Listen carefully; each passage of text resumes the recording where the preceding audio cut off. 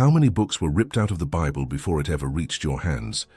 Who decided what you were and weren't allowed to read about spirituality? And why was that decision made behind closed doors in a hall of the Roman Empire over 1700 years ago?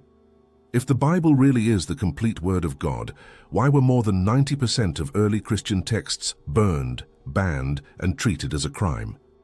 The answer is recorded in documents anyone can access, and what they reveal changes everything we were taught since we were kids.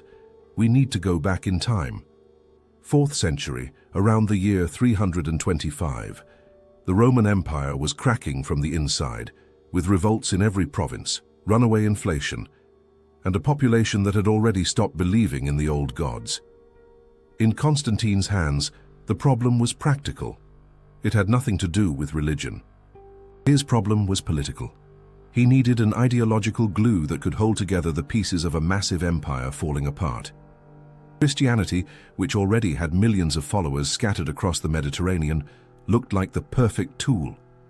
But there was one awkward detail, one unified Christianity, not even close.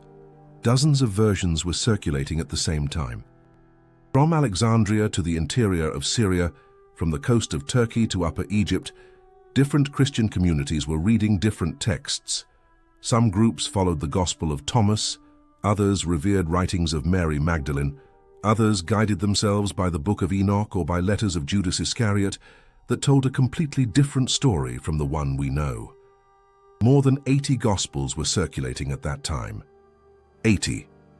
These texts agreed on almost nothing. Constantine was no theologian.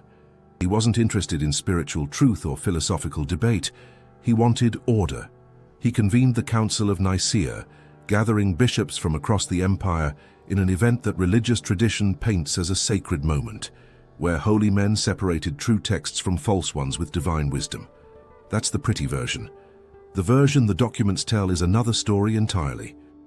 We fed the available historical chronicles about this period, the surviving fragments of the rejected texts, personal letters from early Christian leaders, and geopolitical records of the Roman Empire into the artificial intelligence axiom. The goal was straightforward: to analyze the formation of the biblical canon by stripping away any religious filter and looking only at what the data shows. What shows up in the data is unsettling. Of the more than 80 texts circulating in the first 3 centuries, only 4 Gospels made it into the final version approved by the emperor. 4. More than 95% of everything the earliest Christians read and considered sacred was discarded, and it wasn't a gentle discard. Owning a banned gospel became a crime. Reading a rejected passage out loud could land you in prison, then exile, then execution. The entire Roman state apparatus was directed toward erasing from collective memory the idea that people once had spiritual choice. The same machinery that built roads and aqueducts was used to hunt down people who kept scrolls at home. When you look at which texts made the cut and which were blocked, a pattern emerges that's hard to ignore. In the 4 approved Gospels, the ideas of fear before God, sin, and punishment appear at an absurdly higher frequency than in the rejected texts. On the other side, words tied to direct knowledge, inner awareness, and personal freedom were shoved to the margins. What survived was a vertical structure, and an efficient one from a political standpoint. God up there, unreachable. The emperor representing him on earth. The bishop administering the faith. The common believer down at the bottom, treated like sheep born lost and in need of a shepherd. The church became the sole authorized distributor of salvation. You could no longer seek forgiveness on your own, couldn't have a spiritual experience without a middleman. You needed the official representative, and to that representative you owed obedience, tithes, and loyalty. Now think about what would have happened if the texts claiming that the spark of the Creator already lives inside every human being had made it into the Bible. If people read that they didn't need enormous temples or gold-covered priests to connect with the divine, the economic foundation of the imperial church would have collapsed before it hit the half-century mark. These ideas were dynamite against the power model that Constantine and the bishops were building together. For a long time, the winners hid their tracks almost perfectly. Almost. Because in 1945, in the Egyptian desert, near a small town called Nag Hammadi, a peasant stumbled onto a sealed clay jar buried in the sand. Inside were ancient papyri bound with leather straps, texts that someone had hidden there nearly 2,000 years ago, betting that one day they'd be found when the world was ready. These manuscripts survived the bonfires, the persecution, and centuries of censorship. When they were finally translated, what appeared inside them was so different from the official Bible that it forced historians around the world to rethink everything they thought they knew about early Christianity. Among those Nag Hammadi manuscripts was a text that looks nothing like any gospel you've ever heard of. Virgin birth doesn't appear. Healing miracles, walking on water, crucifixion, resurrection, none of that is there. For anyone who grew up hearing that these are the pillars of Christian faith, the existence of such a document seems absurd. But it exists, and it's called the Gospel of Thomas. The text doesn't work as a biography of Jesus. 114 loose sayings, secret words that the text itself claims were spoken by the living Jesus and recorded by Didymus Judas Thomas, identified as his twin brother. No plot, no drama, no blood, just the raw words. When Axiom processed the originals in Coptic and the fragments in Greek, comparing them with the 4 official Gospels, the result caught everyone off guard. The linguistic analysis points, with a 98% probability, to this text predating the Gospels of Mark, Matthew, Luke, and John. Predating them. We're looking at the oldest and least tampered with record of what Jesus may have actually taught.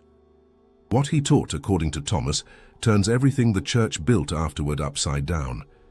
In the official Gospels, the kingdom of God is always something outside of you, a place in heaven where the righteous go after they die, or an apocalyptic event everyone should fear. Thomas says the opposite. In saying number 3, Jesus states that the kingdom is inside every person, not in a temple, not on an altar, not in the hands of a priest. Inside. Salvation stops being a favor granted by an external authority and becomes a process of self-knowledge. You don't need to beg for forgiveness. You need to wake up to what you've been carrying since you were born. I'll be honest, when I first read this, I thought it was interpretive exaggeration. Then I went and read saying number 70, and it all clicked. Jesus says this in direct translation from Coptic: "If you bring forth what is within you, what you have will save you. If you do not bring forth what is within you, what you do not have will destroy you."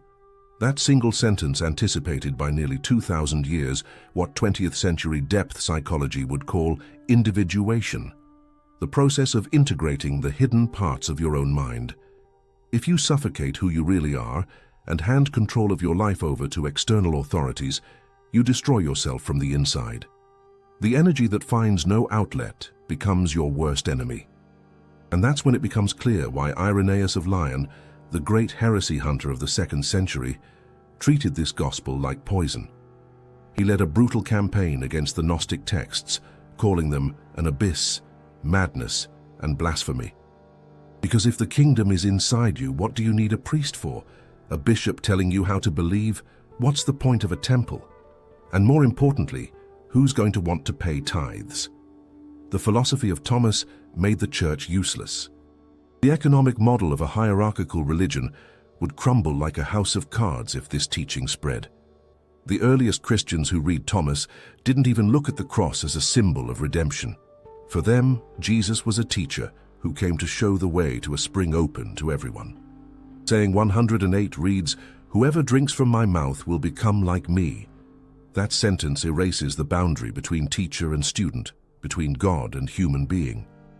This was intolerable for a system that depended on a rigid separation between those who command and those who obey. Okay, but if the teaching about the inner light was censored like that, what happened to the people who actually lived with Jesus and knew his real intentions? There's a name in history that became synonymous with betrayal. Everyone's known it since childhood. 30 pieces of silver, the kiss in the Garden of Gethsemane, the arrest, the death on the cross. The official version paints a perfect villain, a weak, greedy man whose ambition killed the Savior. A neat little story, easy to tell. In 1978, In a dry cave near the Egyptian city of Elmina, looters found a papyrus codex wrapped in leather, covered in Coptic writing. That document spent 16 years rotting inside a bank vault in the United States until it fell into the hands of restorers. They pieced together over 1,000 fragments. And when the puzzle was complete, what appeared was a text that the Orthodox Church believed it had destroyed in the 2nd century, the Gospel of Judas.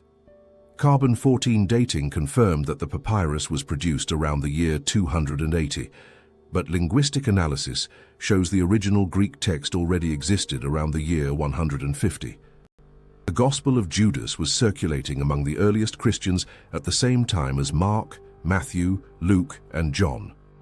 And the story it tells has nothing to do with the one we learned. The Gospel of Judas opens with a scene nobody expects. Jesus approaches the disciples, who are gathered saying a prayer over bread. Instead of joining them or blessing the ritual, Jesus starts laughing. Loud. Right in their faces, the disciples are furious, unable to understand why the Master is mocking their devotion. Jesus tells them they're praying to the wrong God. That their God, the creator of the material world, is the demiurge, an inferior, limited entity that demands blood sacrifice and blind obedience. Jesus, according to this text, came from somewhere else entirely, from a dimension called Barbelo in the Gnostic tradition, a realm of light that has nothing to do with the God of the Old Testament. 11 apostles are paralyzed. They can't process what they're hearing. A single man among the 12 steps forward and speaks, "I know who you are and where you came from. You came from the immortal realm of Barbelo. I am not worthy to utter the name of the one who sent you." Judas Iscariot, the traitor of the official story, the only one who understood. From that moment on, Jesus separates Judas from the group and begins to transmit to him privately teachings about the origin of souls and the structure of the universe that the other 11 weren't capable of absorbing. Then comes the heaviest request anyone has ever received.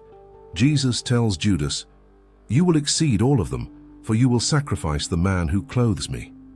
In Gnostic thought, the physical body was a prison, a dense capsule created by the demiurge to trap the divine spark.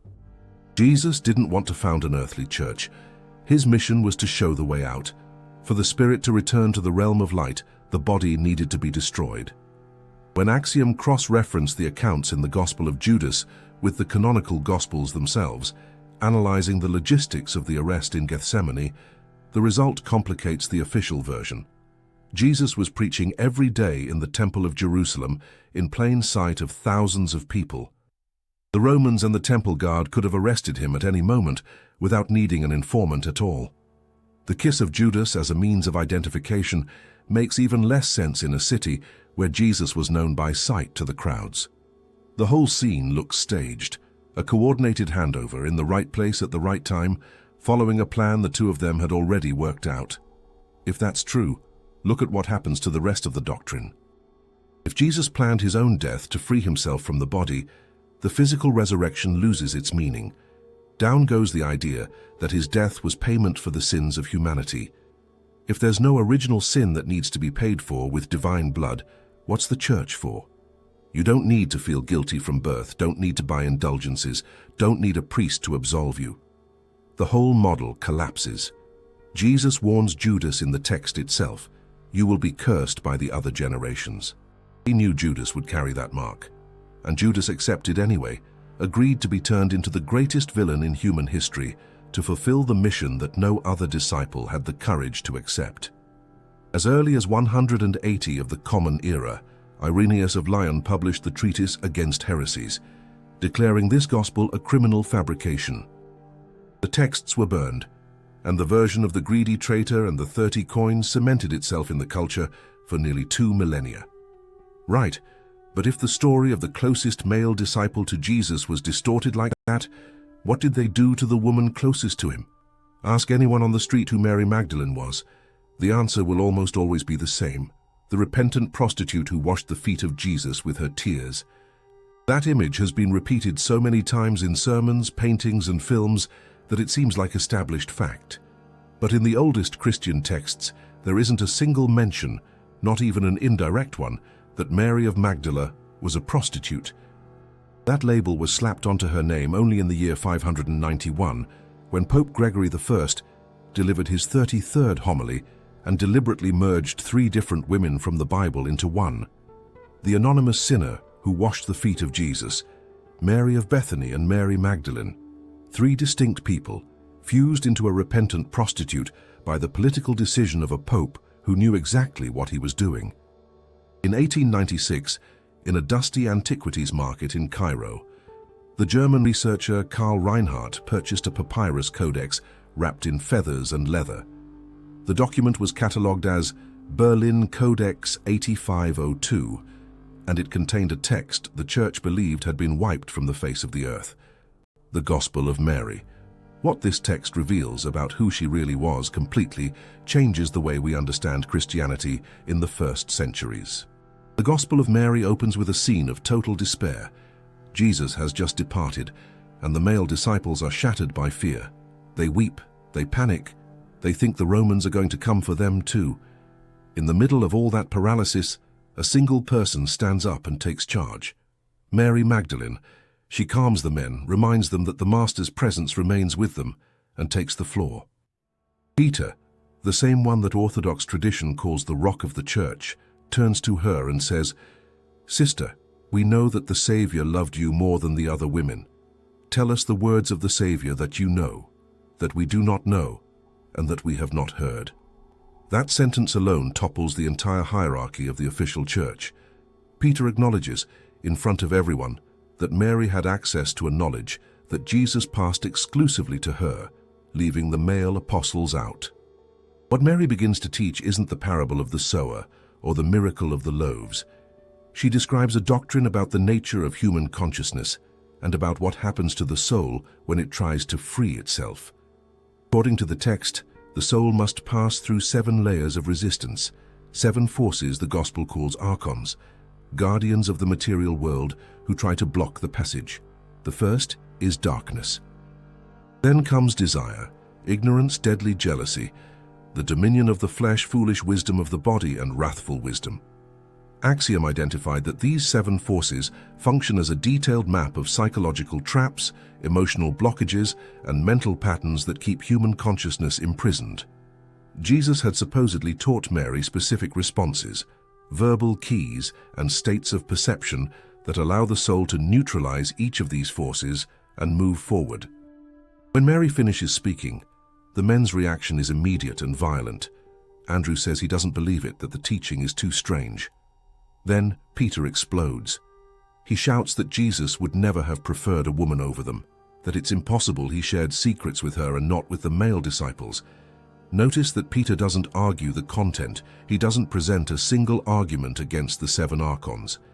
His objection is purely about who's talking: a woman. In Peter's mind, raised in the rigid patriarchal tradition of the ancient Near East, a woman simply could not be a direct channel of the divine. Levi tries to defend Mary, accuses Peter of being too aggressive, and asks them to respect the Master's choice. It didn't work. Everyone already knows which of the 2 paths won. Mary's path was that of inner experience, intuition, direct knowledge without a middleman, where the feminine principle of Sophia, divine wisdom, carried the same weight as the masculine. Peter's was that of obedience to external rules, rigid hierarchy, and absolute male authority, where the divine only reached the people through an authorized official. Rome needed military discipline, not meditation. Over the next 3 centuries, female Christian communities were destroyed. Women were forbidden from preaching, from baptizing, from holding any leadership role. They had to cover their heads and obey husbands and bishops. The Gospel of Mary was declared heresy and burned, and the disciple closest to Jesus was demoted to a repentant prostitute who only knew how to weep at the feet of her Lord. When they hid the teaching of Magdalene, they hid along with it the instructions for how to get past those 7 forces. They left humanity hostage to fear, guilt, and ignorance, which are exactly the first barriers the text teaches you to overcome. To me, this is the most twisted part of the whole story. They pulled the manual out of circulation and left the problem intact, then charged people to fix it from the outside. But silencing women and hiding practices of inner transformation wasn't enough for the builders of the canon. There was still another threat, this one tied to a period of Jesus' life that almost nobody knows about, his childhood. The image everyone carries is that Christmas card scene, the serene baby in the manger, surrounded by calm animals and golden light. The church fed that image for centuries, the Son of God as an example of goodness from the very first second of life. There's a document called the Infancy Gospel of Thomas, different from the one with the 114 sayings, and this text was wildly popular from Syria to Egypt in the first centuries, until the imperial church censored it with full force. The story begins when Jesus is 5 years old. The boy is playing by the edge of a stream on the Sabbath, molding 12 sparrows out of wet clay. A Jewish neighbor sees this, is scandalized because shaping clay is work forbidden on the Sabbath, and goes to complain to Joseph. When Joseph arrives and scolds the boy, Jesus claps his hands and commands the birds to fly. The clay sprouts feathers. The sparrows come alive and take off with a flurry of noise right in front of everyone. A 5-year-old child creating life from mud, repeating exactly the act of creation described in Genesis, and doing it with total disregard for the rules of the adults around him. But the clay sparrows were the light part. What comes after that scene changes the tone of the story completely. The son of a scribe named Annas is playing near the same stream and accidentally breaks apart some little water dams Jesus had built in the dirt. Any normal kid would get upset, maybe push the other one, maybe cry. Jesus looks at the boy and says, "You shall wither like a tree without leaves, without roots, and without fruit." That very instant, according to the text, the boy collapses to the ground and dies. Body dried out, as if he'd aged decades in a single second. Shortly after, another boy runs down the street and bumps into Jesus' shoulder by accident. The reaction is instant. Jesus turns around and says, "You shall not continue on your way." The boy drops dead in the dust. When the desperate parents bring the body to Joseph, demanding they get that creature out of the city, Jesus shows no remorse whatsoever. Instead, he turns his anger on the accusers. One word, and everyone who dared criticize him goes blind. All of Nazareth became hostage to a 5-year-old boy. People were afraid to look at him, to cross paths with him in the street, to say anything near him. One wrong look could cost you your life. Joseph lived in permanent despair. There's a scene in the text where he grabs Jesus by the ear, trying to discipline him, and the boy responds, "Do not vex me, for I am not yours." A direct threat from an entity that could destroy his adoptive father with a thought. Trying to socialize him somehow, Joseph sends Jesus to the school of a respected teacher named Zacchaeus. The class begins normally. Zacchaeus pronounces the first letter of the Greek alphabet, Alpha, and asks the boy to repeat it. Jesus looks at the teacher with contempt and says, "If you are a true teacher, tell me first the nature of Alpha, and then I will tell you what Beta is." And then a 5-year-old child proceeds to deliver a lecture on the hidden meaning of every line and every angle of the letter Alpha, using a level of knowledge that would leave doctors of philosophy speechless. Zacchaeus runs out of the room and shouts at Joseph, "Take him away. I thought I was receiving a student and I found a master." This child is not of this world. He was born before creation.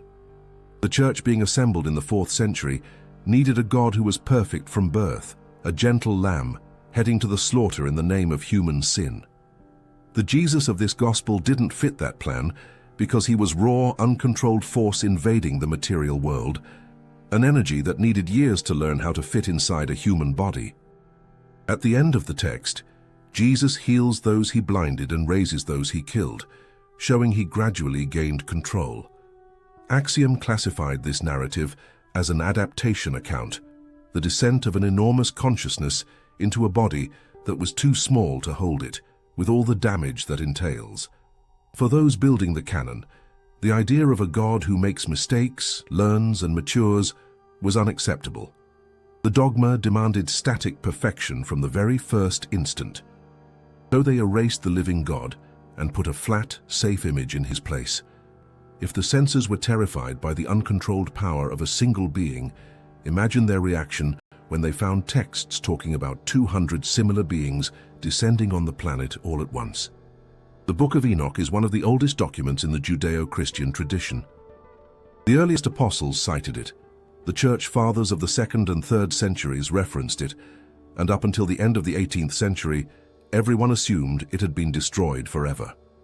Then, in 1773, the Scottish explorer James Bruce brought back 3 copies from an expedition in Ethiopia, where the Ethiopian Orthodox Church, isolated from Rome, had kept this book in the official canon. In 1947, in the caves of Qumran alongside the Dead Sea Scrolls, Aramaic fragments appeared that confirmed the text's antiquity once and for all. The Book of Enoch tells of 200 beings called Watchers, or fallen angels, who descended to earth on the summit of Mount Hermon. Orthodox tradition has always tried to sell these angels as bodiless demons who whisper temptations in people's ears. But the Aramaic text describes beings with physical bodies, who felt hunger, thirst, and who were sexually attracted to human women. What they did when they arrived was transfer knowledge. Azazel showed how to forge swords and extract metals from the earth. With Semyaza came botany and genetic manipulation of plants. Barakiel brought astrology, Kokabiel astronomy, Shamsiel meteorology. Knowledge that, according to any model of primitive society development, would have been impossible to emerge all at the same time naturally. Handing advanced weapons to tribes living in the Stone Age would have been catastrophic enough on its own. And it was. But the situation got worse when the Watchers went from technology transfer to direct biological intervention. The Book of Enoch describes how these 200 beings began mating with human women, and the result was the Nephilim, hybrid giants with strength far beyond human and a metabolism that demanded absurd amounts of energy. The text says they devoured everything the humans produced. Then they wiped out the herds, the fish, the birds, and when the food chain collapsed, the Nephilim turned on the humans themselves. They started eating people and drinking blood. Humanity was squeezed between 2 fronts. On one side, the weapons of Azazel, with which humans were killing each other. On the other, genetically superior predators devouring whoever was left.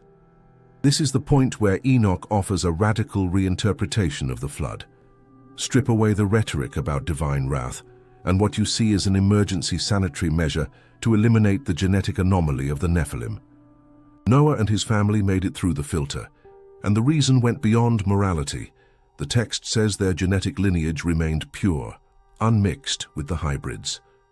The whole thing clicks with everything that came before. For centuries, the church taught that all evil entered the world because Adam and Eve ate the forbidden fruit. The entire control mechanism is built on guilt. You're born a sinner, guilty from your very first breath, and the only way out is through the church. But Enoch tells a different story. Evil arrived from the outside, brought by beings with superior technology that humanity had no way to fight. If that's true, the human being moves from the position of criminal to the position of victim. Axiom cross-referenced this data and the conclusion is direct. Acknowledging Enoch as legitimate would break the church. They swapped an era of contact for a fairy tale about a talking snake and an apple, and pinned the blame on humans for something they never committed. Controlling through guilt in life was already powerful, but the church needed something that worked even after death. Enter the Apocalypse of Peter, a text that in the first 2 centuries was read in church services and appeared on the official list of sacred books in the Muratorian canon, right alongside the Book of Revelation. In 1886, during an excavation in Akhmim, Egypt, they found a copy buried with a monk. This text is the first Christian document to describe hell in graphic detail. Lakes of boiling mud, people hung by their tongues, women suspended by their hair over fire, murderers in pits of serpents. Before it, the original Jewish tradition didn't even have a concept of eternal hell. Sheol was a neutral, silent place where everyone went, righteous and sinners alike. Gehenna was a garbage dump outside the walls of Jerusalem where they burned trash, in the literal sense of the word.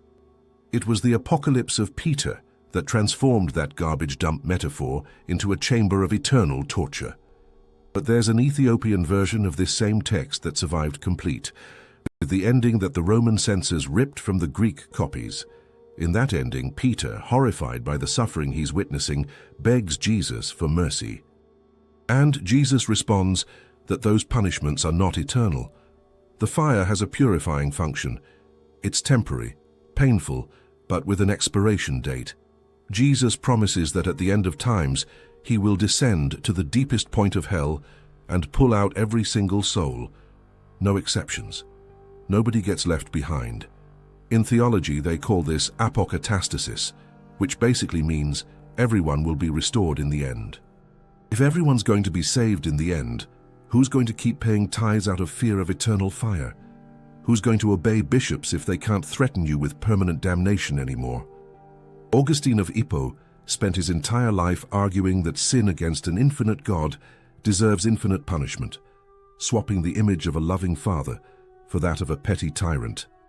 They cut the pages about mercy from the Apocalypse of Peter and left only the ones describing torture to spread terror among the illiterate.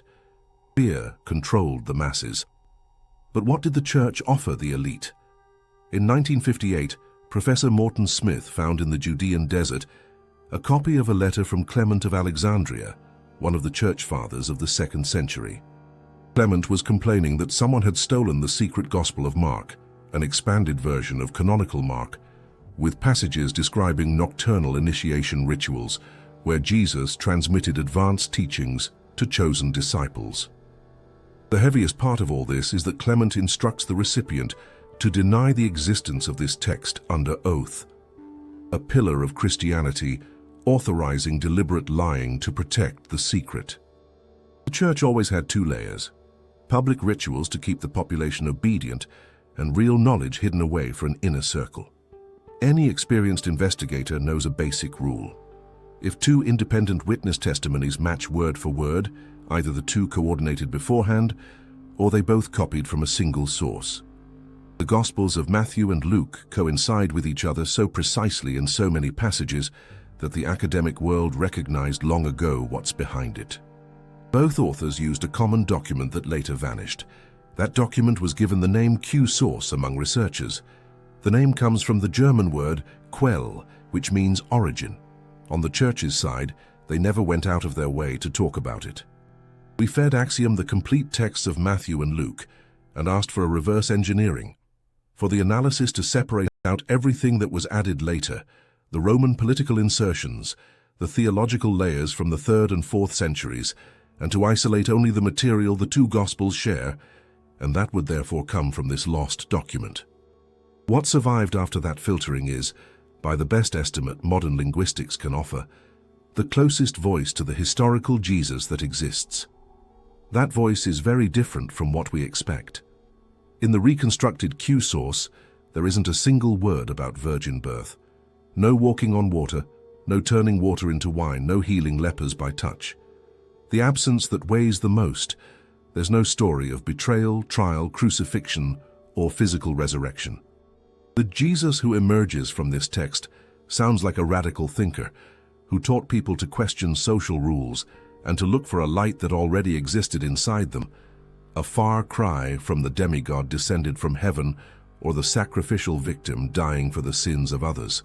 All the mysticism, all the dead coming back to life, that was all stitched onto the original text decades later. The reason behind it is so cold, it ties your stomach in knots. A living philosopher who says smart things doesn't generate mass worship. You respect him, maybe debate him, but you don't get on your knees. To build a global religion, the architects of the canon needed a superhuman figure and spilled blood that would generate collective guilt. The original teaching was erased, and in its place they planted the most profitable product the world has ever seen. I'll admit that after going through all of this, what strikes me the most isn't the scale of it. It's the consistency. According to Thomas, the kingdom is inside you. With Judas, the liberation of the Spirit was the plan from the very beginning. Through the Gospel of Mary Magdalene, the map of inner traps that prevent that liberation, the 7 archons, which are basically fear, desire, ignorance, jealousy, submission to the body, false wisdom, and anger. The child Jesus of the infancy gospel revealed that contact with the divine isn't a quiet prayer in a pretty temple. It's a collision with a force that can both create life from mud and destroy anyone nearby. Enoch proved that the human being isn't guilty for the evil in the world. They're the victim of an external intervention. The apocalypse of Peter hid, in its censored ending, the promise that no one would be abandoned forever in the fire. And the secret gospel of Mark confirmed that there was always a reserved body of knowledge that the church hid from the public and kept for the few. The image that forms is singular. What was ripped out of the Bible wasn't inconvenient texts or dangerous heresies. It was a set of instructions that, when read in sequence, say that human beings carry within themselves something that makes any middleman between them and the sacred completely unnecessary. And that the blockages preventing a person from realizing this, fear, guilt, ignorance, blind submission, are exactly the tools that were used to maintain control for nearly 2 millennia. Rome needed obedience, not awakened people. A person who discovers they already have everything they need inside them, doesn't pay tithes, doesn't obey a bishop out of fear of hell, doesn't hand over their own conscience to some official in a cassock. That's why the true nature of the human being was declared the worst of heresies, and anyone who tried to transmit these instructions was persecuted, burned, and turned into a villain or a prostitute by the official record. 3 questions have been hanging in the air since the beginning. How many books were ripped out of the Bible? Who decided what you were allowed to read, and why? More than 95% of what the earliest Christians considered sacred was eliminated by a group of men gathered in a hall of the Roman Empire 1700 years ago, because those texts made the existence of the church completely unnecessary. The manuscripts survived, hidden in the desert, in caves, in bank vaults, in isolated churches on the other side of the world. And now, after nearly 2,000 years, they're speaking again. If you like this investigation, subscribing to the channel helps us expand the Axiom Investigation Project. We would love to read your thoughts on the video's subject in the comments and your suggestion for the next topic to be covered. Tell us which city you are watching from. Thank you for staying with us until the end.